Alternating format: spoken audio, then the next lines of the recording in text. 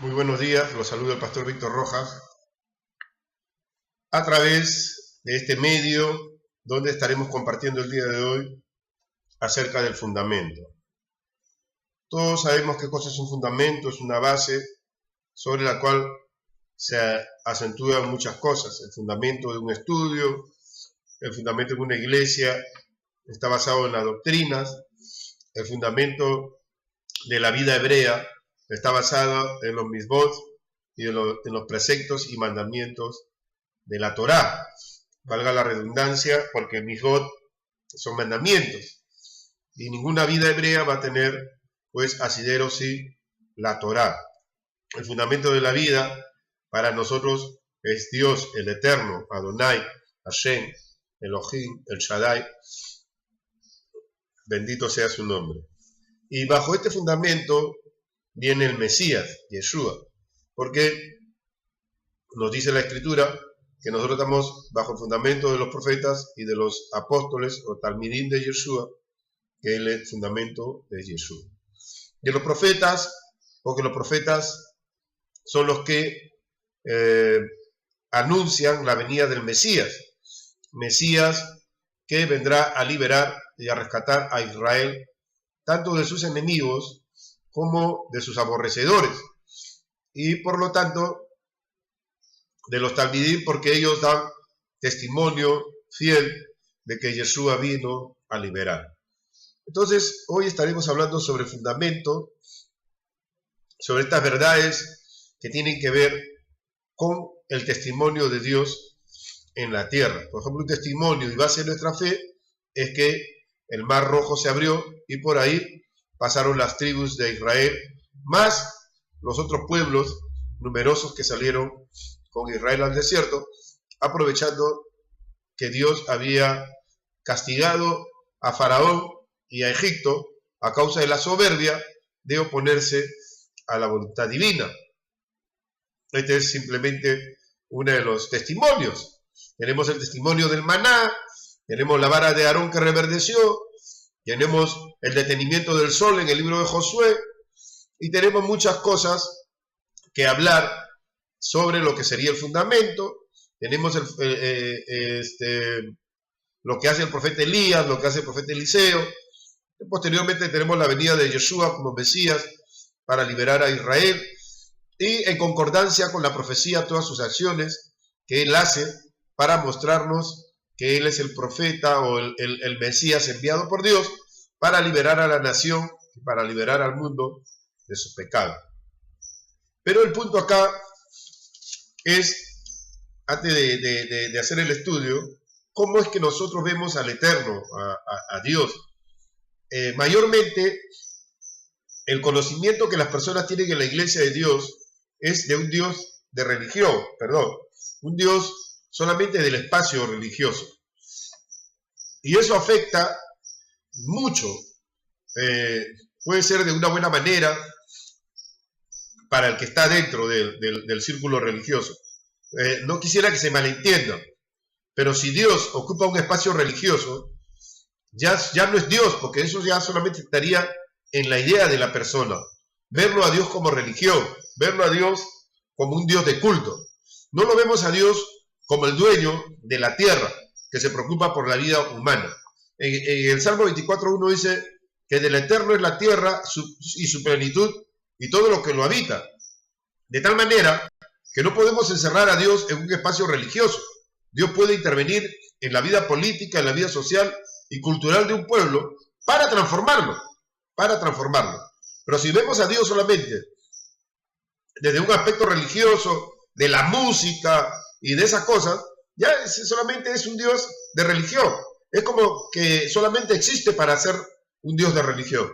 Pero Dios no existe para ser un Dios de religión, porque Él es el creador de todas las cosas.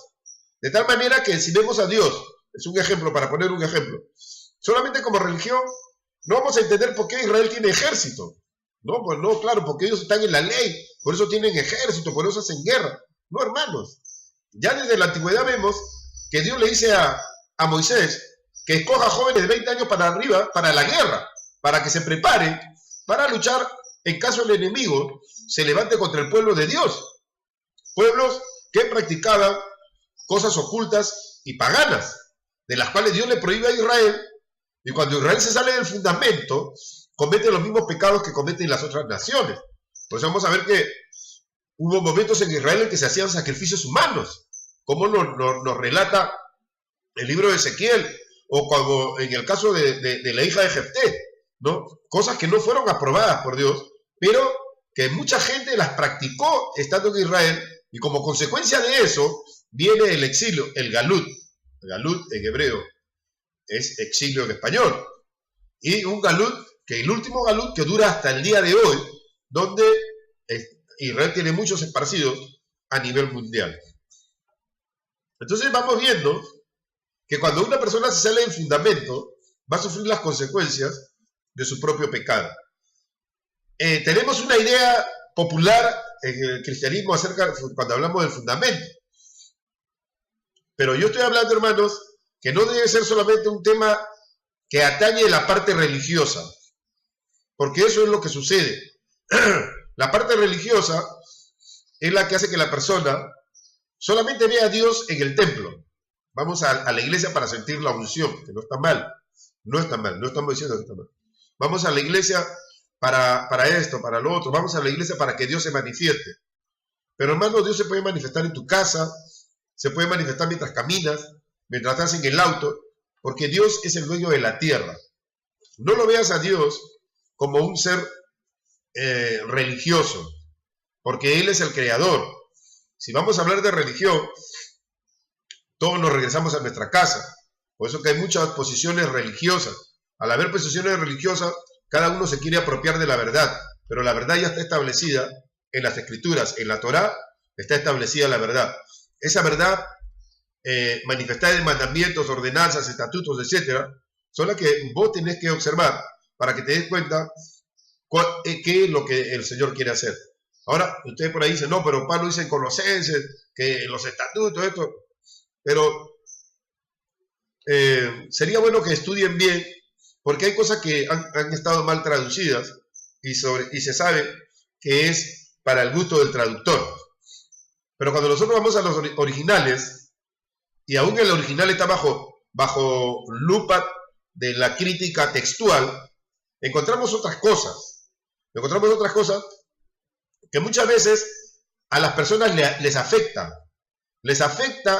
saber de que por ahí no está como ellos pensaban. Pero no nos tiene que afectar, tiene que aportar a nuestro conocimiento, tiene que aportar a nuestro fundamento, porque una mala base puede traer problemas, y si no las trae, el fanatismo de ciertas personas impide que otras personas, otros hermanos, puedan conocer a profundidad qué es lo que realmente estaba pasando o sucediendo en aquel momento. No nos tiene que afectar bajo ningún punto. Por eso aquí yo he escrito algunas cosas, como los mismos mandamientos son los que van a identificar al Mesías, ya que él debe ser celoso de los mandamientos del Eterno. Esta es una base fundamental. Cuando Yeshua le dice resucitado, le dice a su discípulo, no estaba escrito así en la ley de Moisés, en el libro de los profetas y los salmos, acerca del Mesías que tenía que resucitar y su sufrimiento. Todo está encerrado en los mandamientos. Y hasta en códigos para poder descifrar realmente cuál es la persona del Mesías. Si no, ¿cómo se le puede aceptar como Mesías a una persona así por así? Espero que usted entienda lo que trato de decir. Entonces, los discípulos de Yeshua también pusieron mucho énfasis con respecto a este tema que trataremos en esta enseñanza. Le pusieron mucho énfasis a los mandamientos y a los dichos de los profetas, porque ellos se lo preguntaban a Jesús a manera de cuestionamiento. Ellos como hebreos no iban a aceptar así nomás por así a una persona como Mesías. Ellos le hacían sus cuestionamientos a Yeshua, le hacían preguntas. Desde el aspecto cristiano podemos creer que ellos estaban preguntando por ignorancia. No, hermano, la mente hebrea es una mente sapencial.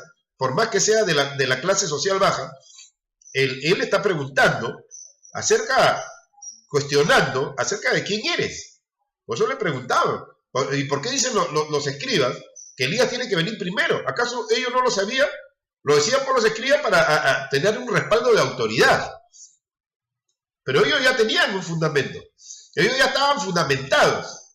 Ahora se les presentaba el Mesías y ellos tenían que estar seguros, según las Escrituras, que realmente la persona que estaba frente a ellos, Yeshua, era el Mesías. Ahora, si usted no tiene un fundamento válido, usted tiene solamente un fundamento de iglesia. Yo no voy a decir que está mal, pero tiene un fundamento de iglesia, pero no tiene un fundamento que abarque lo social, lo cultural, lo contextual de las Escrituras. Usted puede llegar a tener problemas, porque usted va a seguir una corriente religiosa, no una corriente escritural al 100%. Por eso vemos que se van yendo de un lugar a otro, los creyentes hacen turismo por muchos lugares y son buenos creyentes, pero son turistas. Entonces, el propósito de este estudio es tener un fundamento a partir de Dios, del eterno creador, y pasar por el Mesías. Sin Dios no hay fundamento. El fundamento le dará a usted un soporte sólido de lo que es la verdad manifestada en el Mesías.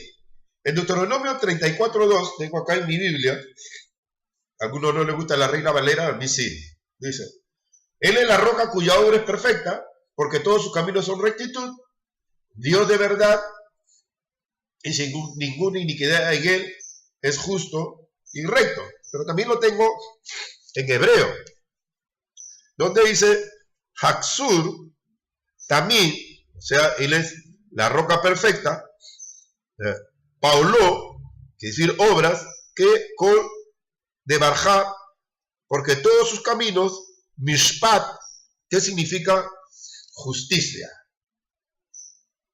Sus caminos son caminos de justicia, ¿no? Mientras que en la Reina Valera tenemos, porque todos sus caminos son rectitud, pero acá dice en el hebreo, sus caminos son justicia. Son justicia. Implica eso que la santidad o la vida humana tiene que estar llena de justicia. Porque no solamente es una proclamación de Moisés, sino que le está diciendo al pueblo que Dios es un Dios de justicia. Un Dios que va a socorrer a la persona que sufre. Un Dios que va a liberar al que está siendo oprimido. Un Dios que no va a pasar por alto la maldad de nadie. Porque Él es un Dios de justicia, Mishpat. Él, Emuná. Y es un Dios de fe, de fidelidad, que en nuestra traducción ha sido puesta verdad. Pero la palabra verdad en hebreo es emet. Emet significa verdad. Y también está asociado a Emuná. Pero acá la palabra Emuná también implica un Dios de fuerza. Un Dios que va a cumplir cabalmente todo lo que Él ha establecido. Y no lo va a cambiar por nada, ni por nadie. Entonces la palabra Emuná aquí implica fe, fidelidad, fuerza, poder, verdad. Esto es Emuná. Es una palabra hebrea que implica una profundidad. No solamente es verdad, es Emuná. La Emuná se traduce fe en el español, pero implica más que eso. Implica más que eso. Y dice, Bein Aben Sadik Be Yasar Jud, ¿no? Sus caminos son caminos de justicia. También Sadik, justicia, pero en este caso implica caridad y buen nombre. En otras palabras, Dios va a prestar ayuda al desamparado y al que le pida socorro, sea quien sea, de la clase social alta, clase social baja. Saquemos de nuestro paradigma, cuando hablamos de pobreza, solamente el pobre, ¿no? Todo, hasta el rico tiene necesidad humana. Hasta el de la clase media tiene necesidad humana. Tiene sus conflictos, sus dudas. Dios es para todos, para todos. Entonces vemos que Dios es justo y es importante que entendamos por qué. Aquí escribí algunas cosas con la ayuda del Eterno. Dice, en este pasaje Moisés nos está enseñando que Hashem es la roca y su obra es perfecta, lo cual nos indica y enseña que una persona que desoye, que no presta atención a los mandamientos de Dios, no tendrá una vida espiritual firme, dado que se apoya en sí mismo, o en su persona incrédula, que obra de acuerdo a su voluntad, o en su defecto, aplica las escrituras según su criterio y no observa lo que el Eterno ha ordenado. Así que la base de este verso es que Dios es la verdad, la fuerza, la fe, la fidelidad, lo cual está registrado en las escrituras para darnos a entender que nosotros también debemos ser fieles. Además, sus hijos deben tener en cuenta que Él es santo. Y este es un tema muy importante, porque mucha gente pide santidad a Dios, pero Dios le dice, por ejemplo, Dios le dice a Israel, vosotros sois santos, porque yo soy santo, y seréis santos. O sea, desde el momento que Dios se manifiesta a Abraham, se le manifiesta como un Dios santo, justo, sagrado, que le da valor a la vida para santificarla. Y de esta forma, Abraham actúa y vive. Por eso el pecado de Saúl le trajo desagrado a Rivka y a Jacob, o Jacob y Rebeca. Desagrado porque él se juntó a personas idólatras, paganas, malas, perversas, que no apreciaban el carácter de la vida. Y no lo vea como que no, porque como ellos tenían una religión, no. Ellos tenían un principio de vida establecido por el Eterno y enseñado por sus padres, que tiene que ver con lo sagrado. Y las mujeres cananeas que rodeaban a Jacob y a Rivka, o a Jacob y a Rebeca, eran personas que invocaban espíritus, eran personas que estaban entregadas al paganismo en todas sus formas. Y como el hijo mayor de ellos podía estar involucrado en este tipo de actividades. Y no es extraño en nuestros días, lamentablemente, ver creyentes que levantan la mano en el templo y afuera viven una vida distinta a lo que es la palabra del Señor. ¿Pero por qué pasa esto? Porque, vuelvo a decirlo desde el principio, mucha gente vive a Dios como una religión. Aunque digan, no, Dios no es religión, esto, lo viven como una religión. Como una religión, y cuando salen a la calle, se le acabó su religión.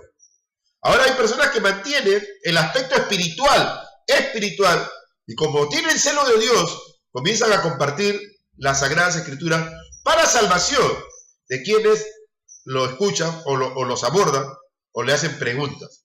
Es un tema diferente. Pero hay quienes, saliendo del templo, de su iglesia, de su congregación, vuelven a la normalidad, entre comillas, vuelven a la normalidad, porque solamente para ellos Dios, el Eterno, hasta el Mesías, hasta el Espíritu de Dios, ocupa un espacio religioso. Un espacio religioso. Y cuando ellos predican, hablan de Jesús, pero más hablan de su congregación, de sus dirigentes, como que ellos tienen toda la verdad.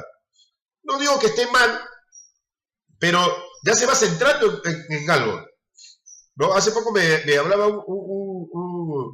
una persona conocida que le había predicado a alguien y le dijo que vaya a la iglesia que está más cerca de su casa, porque donde él vive es muy lejos para él, ¿no? Con muchos kilómetros, de Chosica a Los Olivos, allá en Perú. Entonces todas estas cosas traen problemas muy grandes para la persona. ¿Por qué? La persona no se puede congregar ahí, tiene que ir a otra iglesia. Entonces él le dijo que estaba yendo a otra iglesia y él se sintió satisfecho. Eso es algo normal. Pero veamos que hay que salir a veces del aspecto religioso nuestro, de querer que sea como nosotros decimos. El fundamento es Dios. El fundamento son los mandamientos. Está escrito así. En el Salmo 48 es bien claro cuando dice: el hacer tu voluntad, Dios mío, me ha agradado, y tu ley está en medio de mi corazón. Esto se tiene que tener en cuenta, porque a la hora que nosotros predicamos la palabra de Dios, tenemos que saber que la ley de Dios está en medio de nuestro corazón, que la ley de Dios es la que nos gobierna, que la ley de Dios es la que nos dirige, la Torá de Dios es la que nos dirige. Y cuando usted lee el Berija Dashá, el Nuevo Testamento, confirma todas las verdades que están establecidas en lo que se llama el Antiguo Testamento, pero en la Torá. No existe en el hebraísmo la palabra Antiguo Testamento. Antiguo Testamento es una palabra que le puso el cristianismo, la cristiandad, para decir que eso ya es viejo pasado. Pero ese es un tema. Eso no pasó. Israel sigue existiendo, la vida sigue corriendo, según lo que Dios estableció y lo que está escrito en la palabra y lo dicho de los profetas. Todo está conectado. Hasta usted está conectado. Bien. Yeshua mismo nos muestra la santidad de Dios y nos da el ejemplo de un hijo que agrada a su padre, representándolo con todo su carácter y naturaleza. La identidad de que somos hijos de Dios es que obramos en santidad, siguiendo el ejemplo de Yeshua, quien nos muestra cómo vivir de acuerdo a los preceptos de la Torá. Al entender que Dios es la verdad, lo obvio es que el hombre está en falta contra esa verdad, ya que el versículo atestigua contra él al decir, de los hijos es la mancha. De ahí la importancia de este curso, de este estudio, de corregirnos y esforzarnos para ser agradables a nuestro Dios, según sus mandamientos. No tus mandamientos, no tu pensamiento filosófico grecorromano, no, sino lo que Él le da a Israel en el Sinaí, la Torá viviente, la Torá eterna. El fundamento es algo que nosotros colocamos profundamente, como cuando una persona quiere levantar un edificio y cava profundamente para poner las bases sólidas de este lugar y así poder construir el edificio para que no se le caiga. El fundamento también es una tierra trabajada con profundidad. Nuestro corazón debe ser trabajado con profundidad. Deben salir las cosas superficiales, subjetivas de nuestra vida, para ir en pos del objetivo real que nos muestra Yeshua. Cuando le dicen a Yeshua, muéstranos al Padre y eso nos basta, él dice que me ha visto a mí, ha visto al Padre. En otras palabras, él está manifestando cómo es el Padre con su vida, qué es lo que el Padre quiere de la vida de cada uno de nosotros. Usted refleja al Eterno a partir de sus, recuerde, lo voy a dar la vuelta a esto, a sus mandamientos, a sus misbot.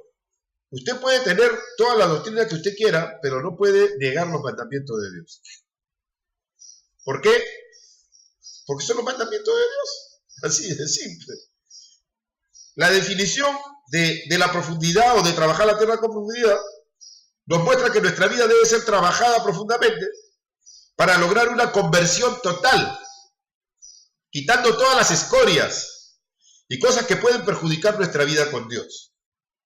Dado que venimos con distintas realidades, escuchen, y con experiencias particulares, este trato para algunos será más doloroso y quizás parecerán traumáticos por las luchas internas que tendrá para lograr ese cambio. No descartamos que haya muchos creyentes con heridas profundas en su vida que deben ser sanadas para que su comunión con Dios, con Hashem, con el Eterno, no tenga grises y que como consecuencia lo encaminen al desánimo. Por eso se debe sanar. Este estudio, esta enseñanza que hoy estamos compartiendo, nos alentará a seguir adelante en una fe firme, una fidelidad firme, cuando aprendas y apliques el fundamento de Dios en tu vida. El fundamento es un factor determinante. En 1 Corintios 1, del 3 al 9, 1 Corintios 1, del 3 al 9, nos habla que el fundamento lo puso Dios, el fundamento de la verdad lo puso Dios, y Pablo dice que no se puede poner sobre el fundamento de Dios otro fundamento, porque según lo que coloquemos, vamos a ser probados o desaprobados. Así que número 1, un buen fundamento determina la estabilidad de la construcción.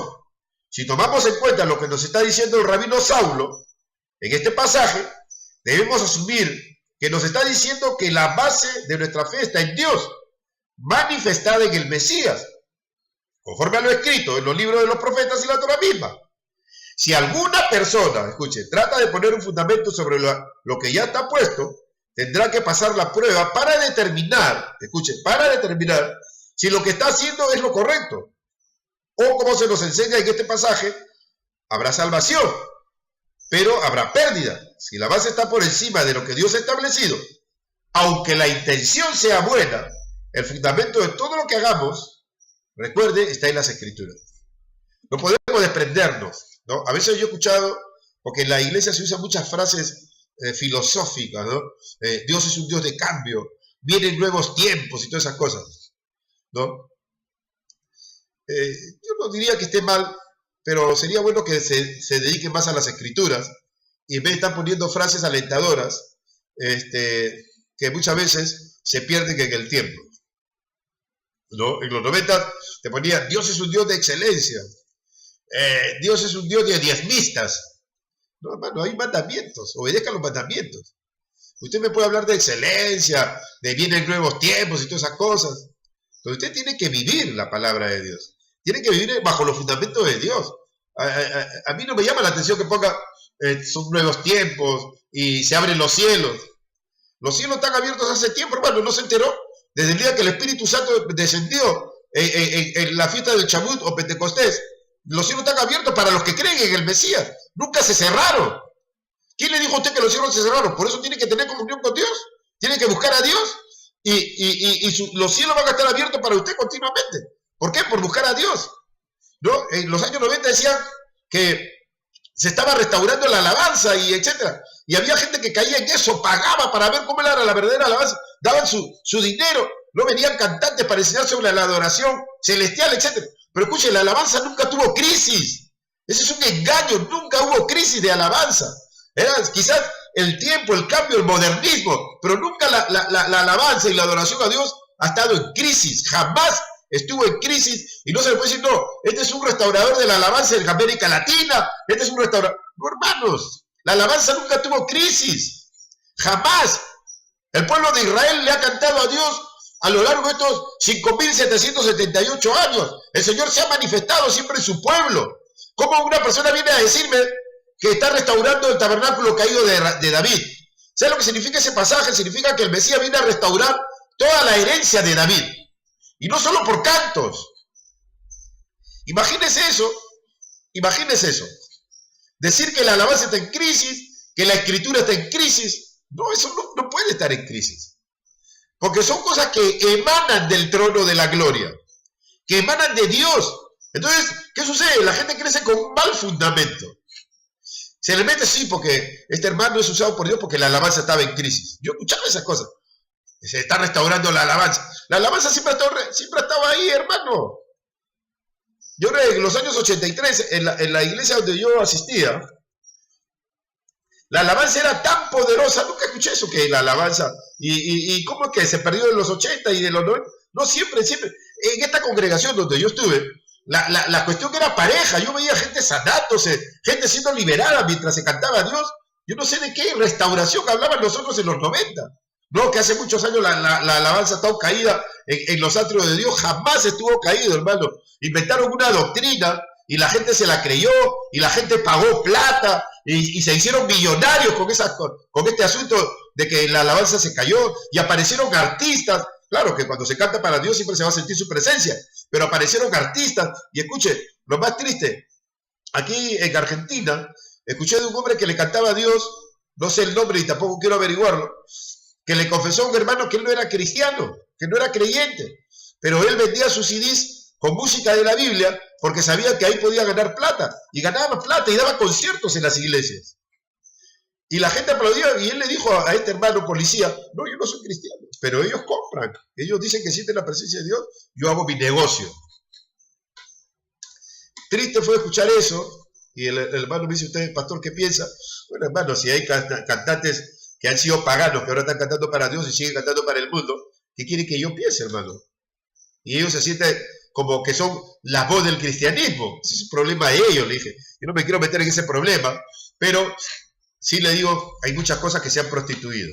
Lamentablemente es así. Entonces presentamos a fulano, se convirtió tal cantante, ahora sí la gente va a conocer al Señor. Con ese cuento de la restauración de la alabanza, yo le digo, delante del Eterno, la alabanza jamás ha estado caída. Jamás. Porque Dios es digno de ser alabado. Y siempre lo será. El Dios no dice, estoy triste porque la alabanza se cayó.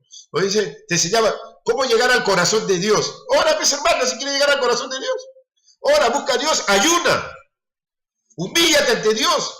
Reconoce tus faltas, ya está. Vas a estar en el trono, su gloria va a bajar. Es así. Eso no va a cambiar. Usted no puede decir, ¿cómo llegamos al corazón del Padre? Siempre vas a llegar al corazón del Padre, hermano. Hasta el más pervertido que pida perdón en ese momento va a llegar al corazón del Padre, porque Dios va a escuchar su oración sincera y honesta. Amén. Es así. No nos equivoquemos. Las cosas de Dios nunca van a caer. Nunca van a caer. El que cae es el hombre, el que se tiene que restaurar es el hombre, el que tiene que rehabilitarse es el hombre, el que tiene que buscar la santidad es el hombre. Pero Dios nunca está en crisis, hermano. Ni el cielo está en crisis. Los ángeles le cantan todo el tiempo a Dios.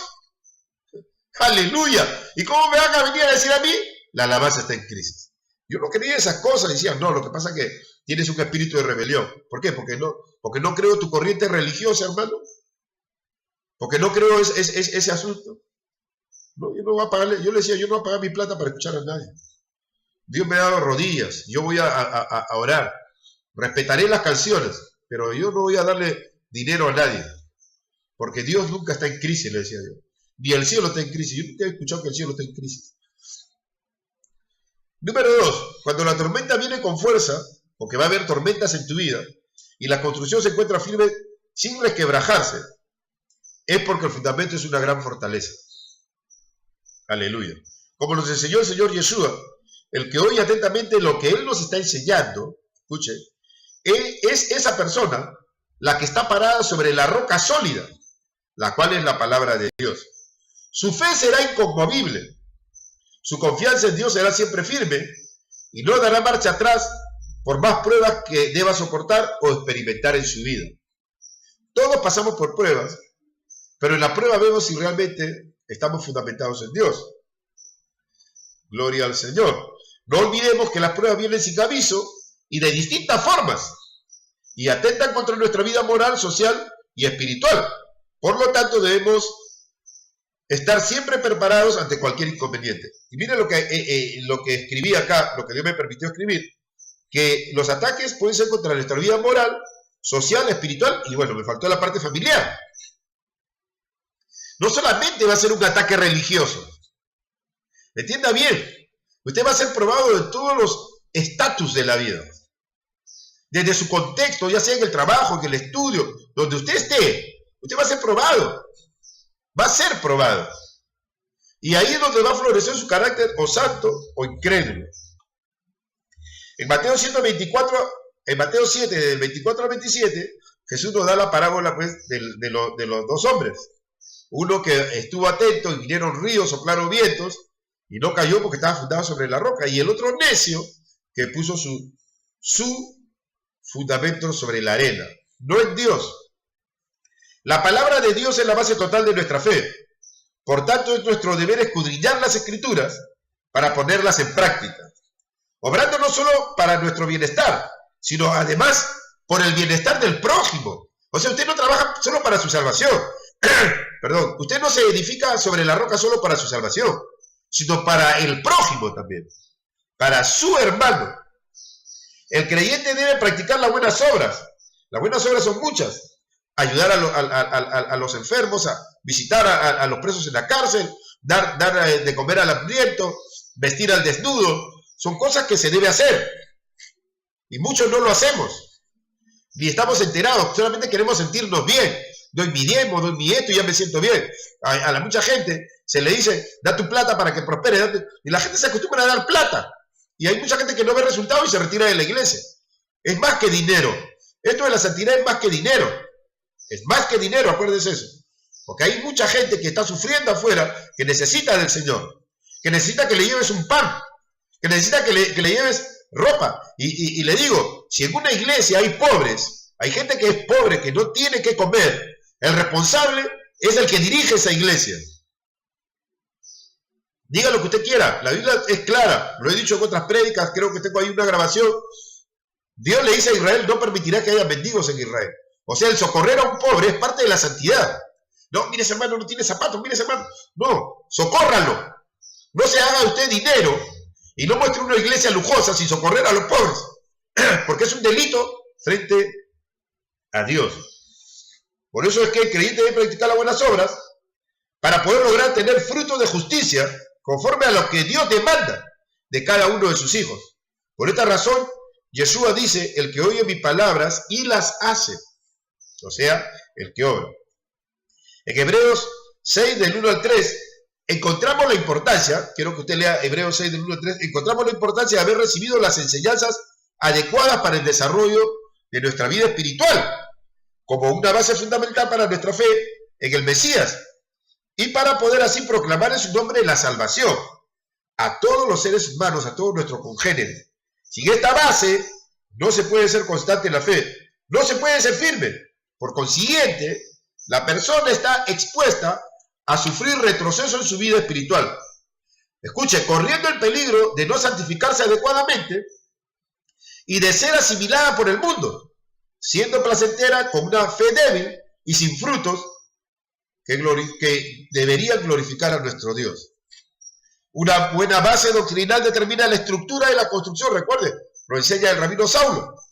Tengamos esto en mente al momento de poner en práctica nuestra fe. Tengamos en mente esta situación. El fundamento es Dios. Usted se une a Dios, su alma se une a Dios, todo el deseo de su ser se une a Dios. Y unido con Dios y en el Mesías, usted va a tener siempre la victoria segura. Su alma ofréndela a Dios cada día para practicar buenas obras. No ore para sentirse bien. Obviamente todos nos queremos sentir bien. Ore para vivir de acuerdo a lo que Dios ha establecido. Muchos van a congregarse para sentirse bien, para ver una luz, para ver si ve ángeles. Y Dios está conmigo porque vi ángeles, y regresa a su casa pensando que vio ángeles. Pero usted vive en la tierra, hermano, aterrice. Vive en la tierra y usted tiene que manifestar la gloria sobre mucha gente. Amén. Sobre mucha gente. Hace muchos años una hermana me preguntó, me dijo, pastor, ¿qué piensa usted del diezmo? Bueno, hermana, le dije, el diezmo es algo que está en la Biblia, pero hay que ayudar al pobre. Hay varios tipos de diezmos en la Biblia. En este momento no se los puedo explicar. Me dijo, no sabía que había varios tipos de diezmos. Sí. Por ejemplo, tenemos el año de la chemita. Me dijo, ¿qué es eso? Y lo que era la chemita. Y algún día hablaremos de eso aquí. Por la misericordia del Eterno.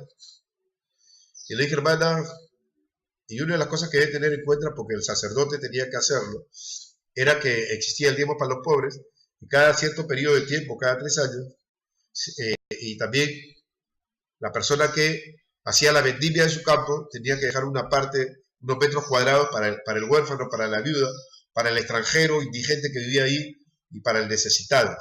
Porque ellos tenían que comer, tenían que recoger el producto para que así Dios trajera bendición sobre la nación, no solo sobre una persona, sobre la nación.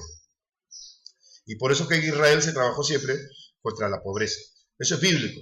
Y le digo más, hermana, si en su iglesia hay muchos pobres, es un problema. Esa iglesia está en pecado. Por más que usted no lo quiera ver así, está en pecado. Y se asustó. Dijo, oh, pastor, ¿pero por qué? Porque es así, le dije, hermana. Es así. Hay pecado en la iglesia, sí, principalmente porque se permite que haya muchos pobres. Y se habla contra el pobre, no se le ayuda. Y es cierto, la persona tiene que trabajar, pero enséñele a trabajar. Ayúdelo, mientras tanto, con sus alimentos. Estábamos en un servicio una vez, en la iglesia donde me congregaba, y el pastor Raúl Segarra, que fue un pastor, dijo, vamos a orar y vamos a dar una ofrenda especial por los hermanos que han perdido su trabajo. Los que quieran traer víveres hasta que los hermanos trabajen, tráiganlos para distribuirlos a su familia.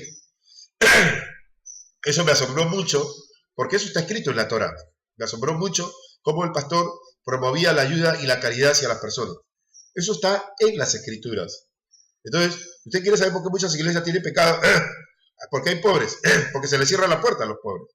Entonces, ¿de qué fundamento se puede hablar? Si hay personas que no tienen ni para comer ni para vivir, viven en ayuno todos los días permanente.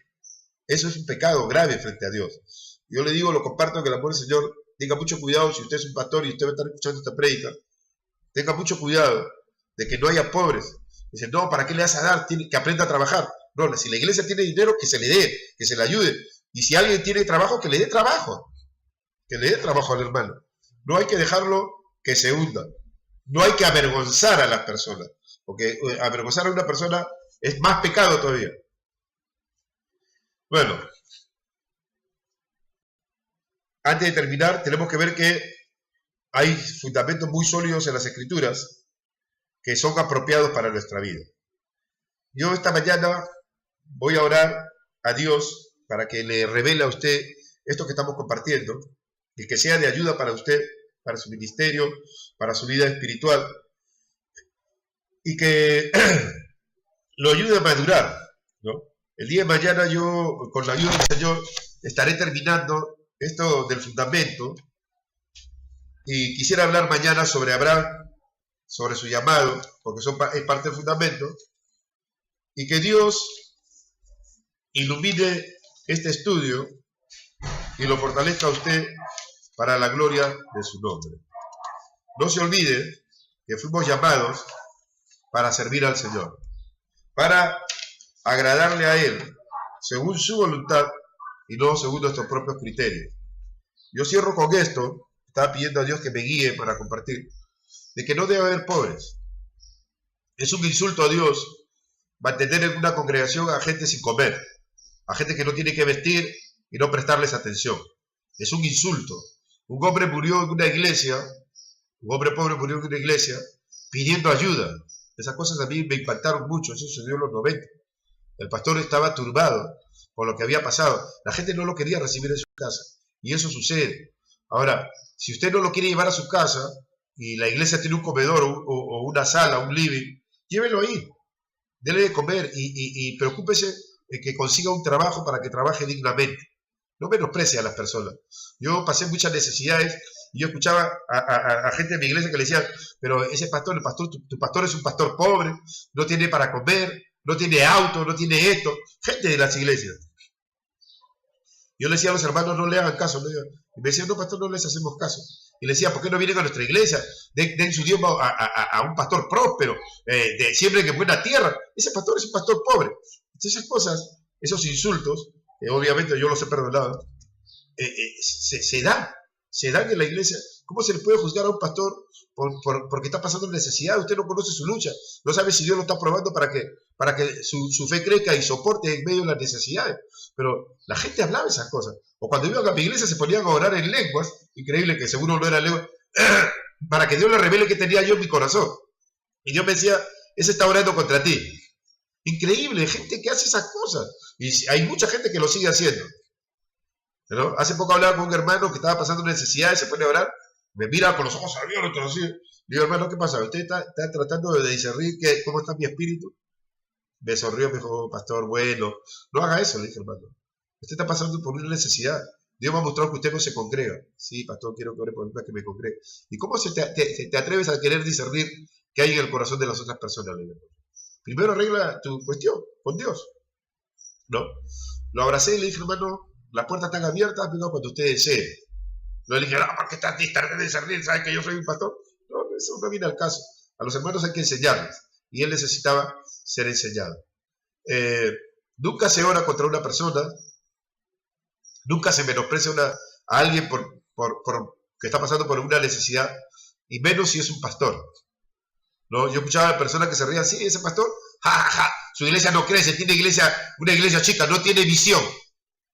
Gente sin fundamento, solamente tiene fundamento para ellos, porque hay muchas cosas que son mediáticas, se sienten bien porque son mediáticos, no porque estén trabajando profundamente y no conocen la labor de otros. Dios tenga misericordia y Dios no permita que nosotros hagamos esas cosas, no permita. Ahora que Dios me dio gente, ¿no? Y me ha dado gente también en Perú, nosotros no hacemos esas cosas. No tengo por qué reírme de otra congregación.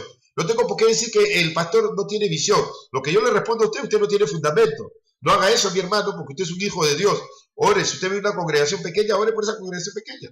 No piense que no tiene visión, porque Dios le da visión a todos, pero un trabajo distinto también a cada uno. Para que desde ese trabajo distinto aportemos para la gloria de Dios vidas que son transformadas para Él. Amén. No se meta en el trabajo de otro y no desprecie a nadie. Proteja a los pobres de su congregación. Dele de comer, que no pasen días, semanas, meses de angustia, porque eso sube a la presencia de Dios. Está escrito en la Torá, léalo y no diga, no, eso es el Antiguo Testamento, no, léalo. ¿Por qué creen que Jesús multiplicó los panes? ¿Para que la gente vea nomás que tenía poder? No, esa persona estaba en necesidad.